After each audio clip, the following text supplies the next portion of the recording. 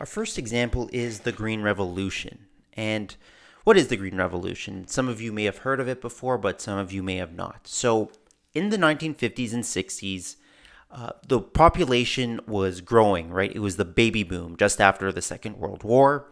Population was growing, and food production was not keeping up. And many people predicted that given population growth and the fact that food supply was not increasing, especially in developing countries, India, in the subcontinent, many parts of Latin America, many people predicted famine and mass starvation. I mean, the trend was clear: higher population growth, just not enough food. The Green Revolution was essentially an umbrella term for when a suite of different agricultural technologies were adopted en masse by farmers throughout the developing world. And these technologies, once adopted, doubled or tripled yields in subsistence farmers, specifically farmers who grew rice or wheat or staple crops. And this Green Revolution, throughout the 50s and 60s, this massive increase in agricultural productivity averted the catastrophe that many people predicted. Okay, and so we call that the Green Revolution because we didn't see, mass famines or starvations. All right, so here you're seeing a photo of Norman Borlaug, who is somewhat of a figurehead of the Green Revolution. Of course, many people were involved in this, in what we call the Green Revolution, but he's somewhat of a figurehead. He was an American wheat breeder. He worked in Mexico. Here he is in Mexico, very enthusiastically holding some wheat. These are presumably really exciting wheat varieties. He did things like he introduced rust resistance into certain wheat varieties so they were resistant to fungal diseases, for example. And he also developed dwarfing or semi-dwarf wheat varieties. These are wheat varieties that were much shorter than wheat varieties that were common at the time, much shorter, much smaller. And you might think, well, why would anyone want to grow a smaller variety of wheat? I mean, who cares about how tall that wheat crop is? Shorter varieties of wheat and rice have two distinct advantages over taller varieties of these crops. The first is that they're much less susceptible to lodging, and lodging is a phenomenon where the crop, instead of standing up straight like we want it to, falls on its side. It falls flat on the ground. Essentially, the crop grew too tall and then a gust of wind blew it over, and it stays on the ground. It's much more difficult to harvest when it's lodged, and yields are reduced, sometimes up to 30% yield reduction in a wheat or rice crop that lodges. So lodging is bad, and shorter varieties are less susceptible to lodging.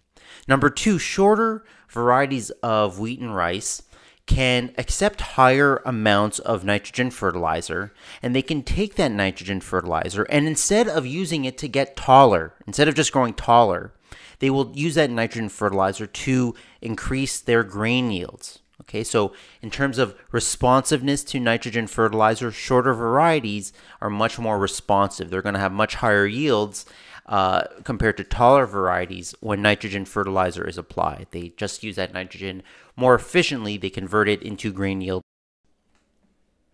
So the Green Revolution is a result of a G by M interaction. We can think about it in this way. Farmers in the developing world, or at least in many parts of the developing world, adopted those improved varieties, those semi-dwarf varieties of wheat and rice that were more resistant to lodging and could tolerate higher nitrogen application rates, convert that nitrogen more efficiently to yield. And number two, the management change that occurred was that farmers actually applied more nitrogen fertilizer to those higher yielding varieties. That might seem trivial or obvious in retrospect, but from the perspective of a subsistence farmer, that's a huge investment. A couple of bags of fertilizer is a major risk for any farmer, but especially one who, has very, very low, if any, income, is living almost hand to mouth. So the Green Revolution was due to the interaction between improved G and improved M, not just one of these factors alone. And this is a graph that you see that perfectly explains this interaction with some real data from, the Green Revolution. Okay, so on the x-axis, we have nitrogen fertilizer rate from 0 to 200 kilograms of nitrogen per hectare. And on the y-axis, we have grain yield. And this is of different wheat varieties. We have 3 wheat varieties. I'll only focus on 2 here. We have the older wheat variety, pre-Green Revolution, in a triangle. And then we have the newer dwarf wheat varieties in the square. And so this kind of graph we call a yield response graph because it's showing the response of yield to different rates of nitrogen fertilizer.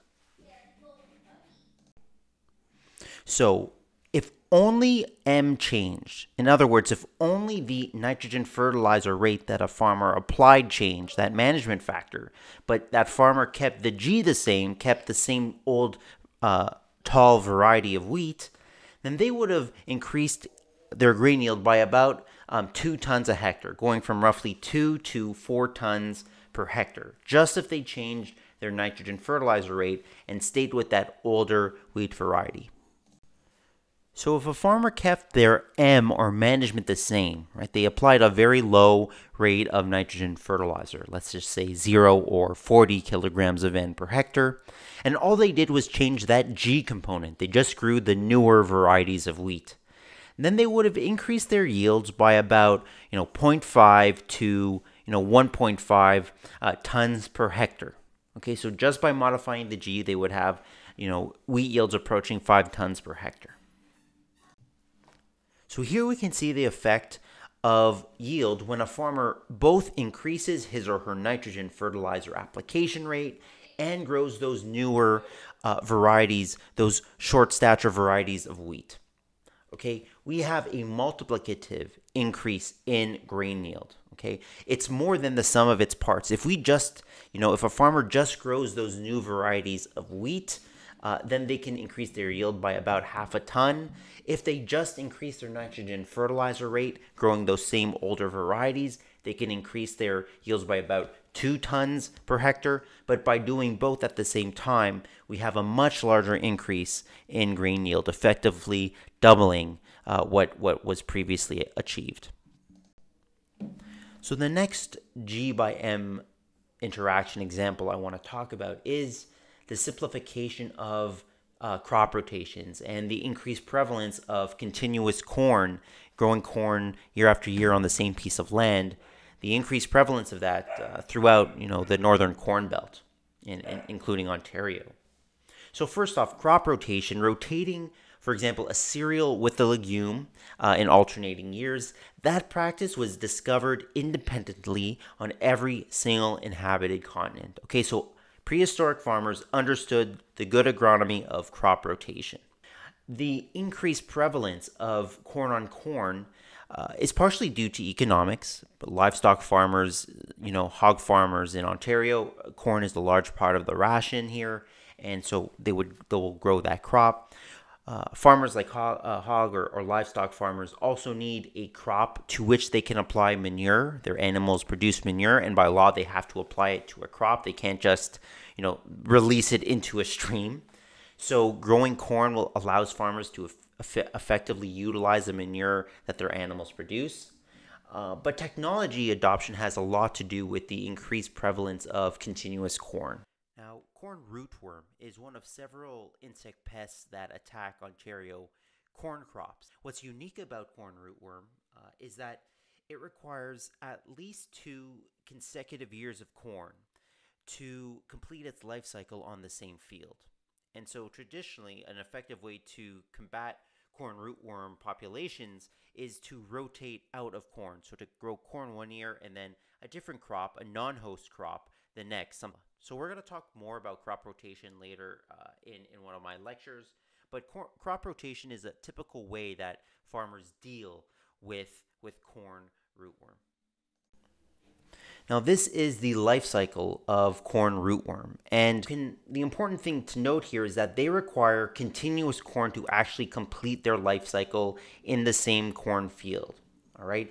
If you have a crop rotation with a non-host crop, something like soybeans or canola, which corn rootworm does not feed on, what you're going to have is a break in that pest life cycle. Okay, because the larvae of the corn rootworm are going to hatch in May, expecting all these corn roots to munch on, but because a farmer's rotating their crops, those larvae are going to emerge in May and have nothing to eat and die. And so a farmer can then grow, corn the next season, and there's not going to be very much rootworm pressure.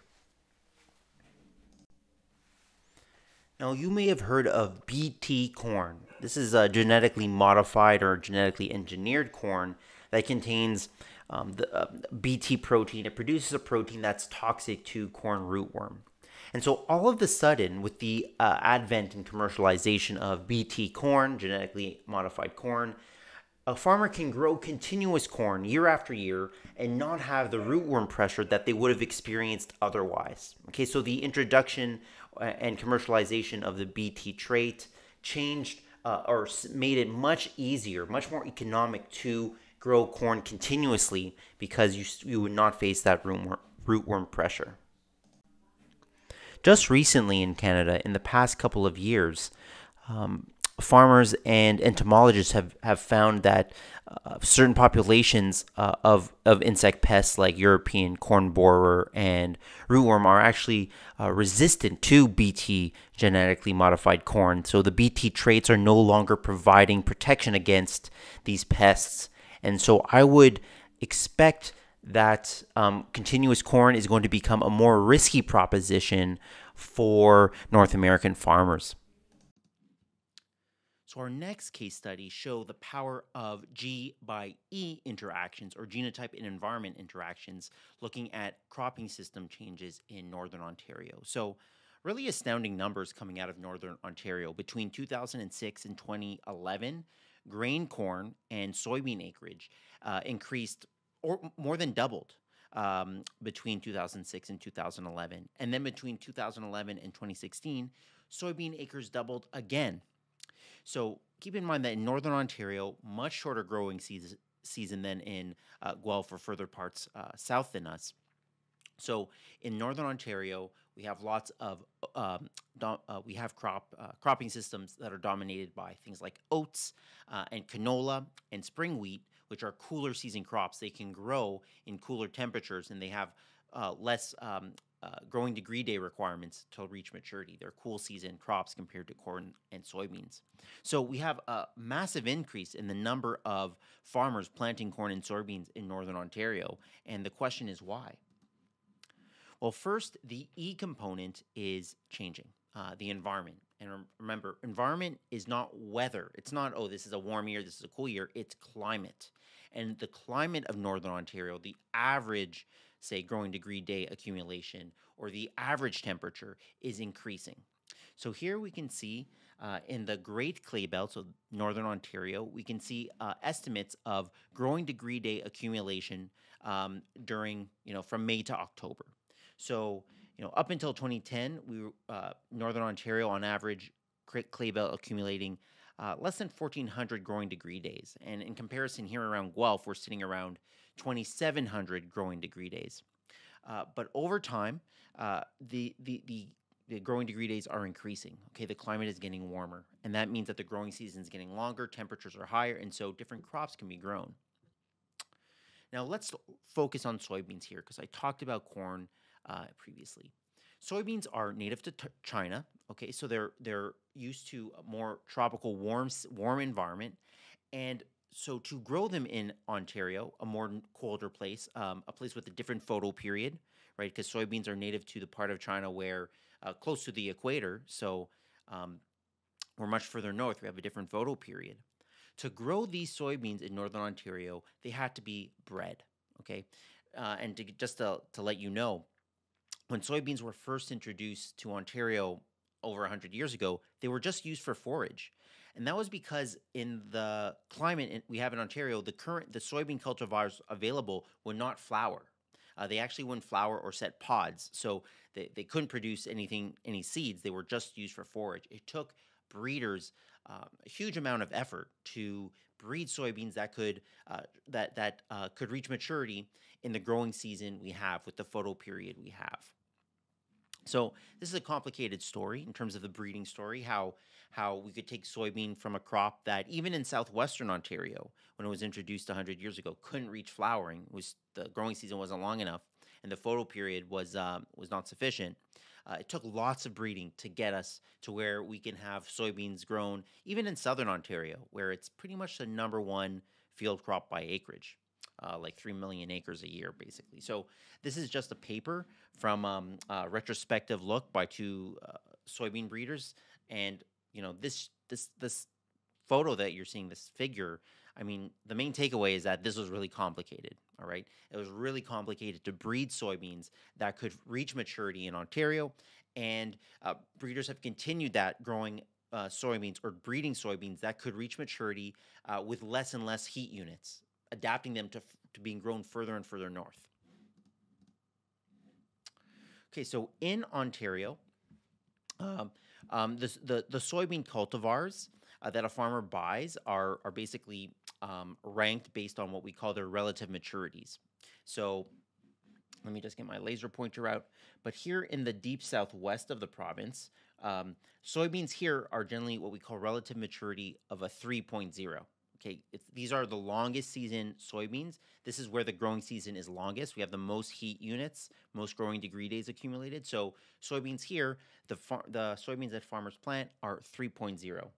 Here in Guelph, where we are, farmers would plant soybeans with a relative maturity of 1. Okay, so these soybeans can reach maturity with fewer growing degree days. And so that's what farmers are going to plant. Cultivars that are adapted to their climate. So we have relative maturity of 1. And as we go further, we actually get to 0 and then double zeros. And so, here in the northern Ontario, you might plant soybeans with a maturity rating of 0.5 or 0.6. Okay, so this is just basically the scale how soybeans are marketed or soybean seed is sold in Ontario. We use relative maturities, and this is the map that kind of helps farmers understand, okay, what maturities should I be selecting? Although they generally go off of their experience if they've been farming for a number of years. Now, the relative maturity of a soybean variety has a huge impact on its yield potential.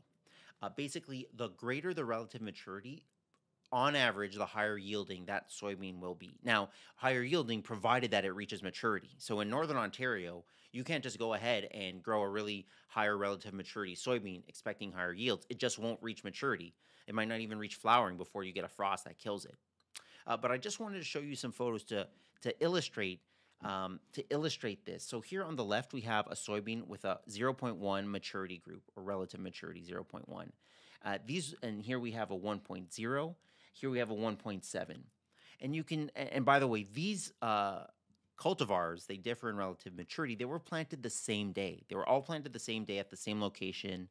And you can see that the longer the relative maturity, the higher this number of the maturity group, we have more branches. Okay, we have more branches. We have more pods on every node, okay, compared to here, where we have very little branches, one really wispy branch, and maybe 1 or 2 pods per node, whereas here we can have 3 pods per node. So on average, we have higher yielding crops the higher the relative maturity is.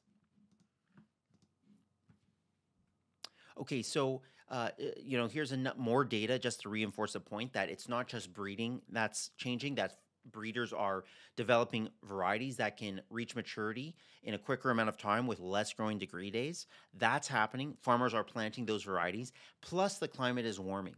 Okay, so the climate's warming. Here's more data. This is not predicted. This is actual measured weather data. You have year on the x-axis. You have growing degree day accumulation. So this is just total thermal time accumulated from September 1st to November 30th at New Liskeard, an area in the clay belt of Northern Ontario. And you can see that each blue dot is a year. And so there's quite a bit of variation. It bounces around from year to year, total growing degree day accumulation, but the trend is positive and significant. The climate is warming. So we have this multiplicative effect, right? New varieties that can reach maturity, corn and soybean, and warmer climate. And so farmers are changing up their cropping system. They're growing 200, 300% more soybeans, 200% more corn than they were 10 years ago. It's an amazing change.